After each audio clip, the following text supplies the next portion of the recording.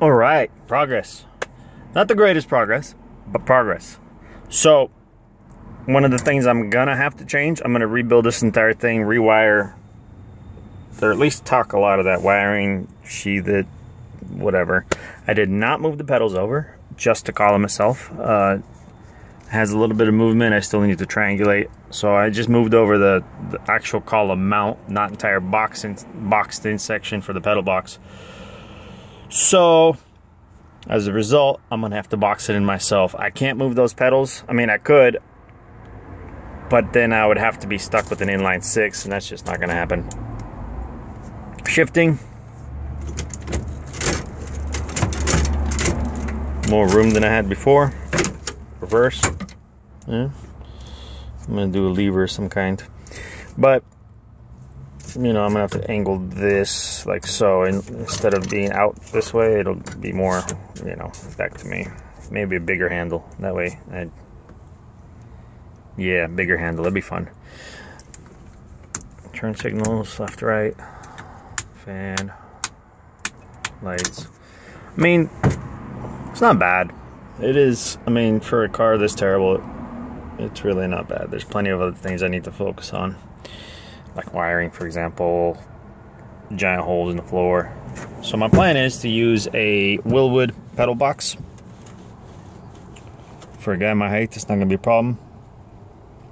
And this Willwood pedal box would allow me to have front rear brake bias adjusted at the pedal, because it'll run 3 master cylinders, a clutch, a brake, and a brake, and then you adjust it. So you don't need to actually run a proportioning valve. They're actually 2 completely separate master cylinders for the braking system, and you adjust them accordingly. Now, this rack has 2.5 turns lock to lock. So let me show you. 1, 2, and 3. So 2.5 turns. So this is neutral right here. I cut about yay much. No, not that much. Maybe this much. Cut quite a bit out of the steering shaft itself. Let me show you.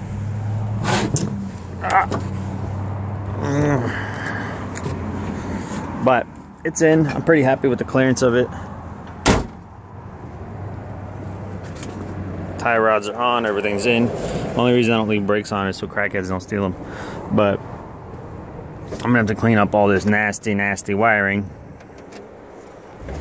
Steering column, on the other hand, I'm fairly happy with. I still need to put in the other 3 bolts. I've only put in 1 so far on the firewall flange. And I'm not gonna have any brake masters or anything over here, and I'm gonna have to replumb the entire system actually. So I'm gonna get rid of all that.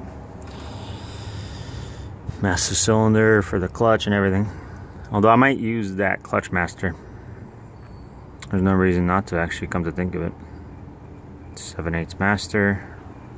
I mean, we'll see. It's not very big either. With the factory steering shaft, it was touching the headers, but here it's nowhere near that, so that's good. Fairly happy with that.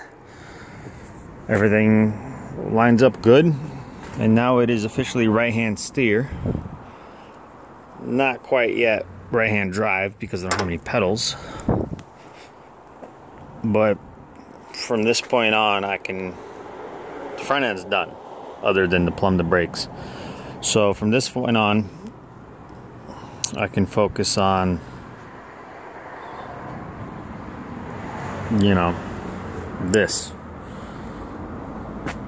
Actually, this is done. I don't need to really focus on it. I need to focus on what's between these two in the diff cradle. I'm almost done with it. But now I can mount it up, finish the last touching pieces. It's going to be bushinged using factory bushings, meaning you can get aftermarket bushings, make it aluminum, make it Darlin, make it polyurethane, make it rubber, whatever you want, to mitigate road vibrations or whatever. And it's going to be bolted in the factory mount, so I'm pretty excited about that. But yeah, there's an overall view from the now passenger side. Came out pretty good. I'm happy. It's a comfortable steering position, comfortable shifting position. I mean, there's still, I got to do the cowl. I mean, not the cowls, the rockers. I got to do the floors. They're an absolute nightmare. There's a lot to do on this car, but priority is getting it back on the road, that finished up, so that I can start testing it while improving on the car, and so on and so on. So I'm happy. We're doing what we can with the time we have.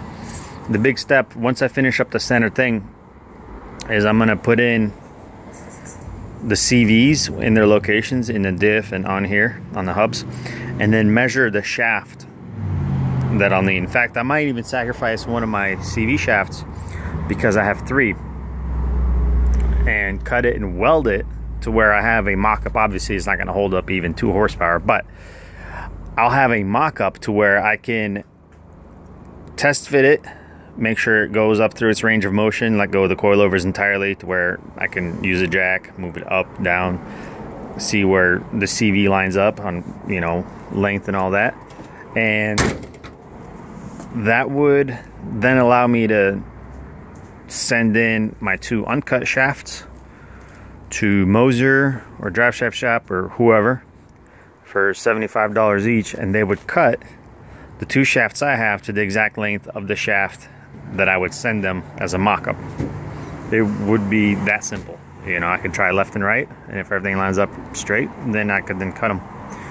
Something I might look into the future is getting new shafts made to the proper length, the way I don't, if anybody uses this system, they don't have to buy shafts and then get them shortened. They could buy shafts and then purchase pre-cut shafts with this kit, right, if they wanted it, and then that way they disassemble their CVs, install their shaft, and be done with it.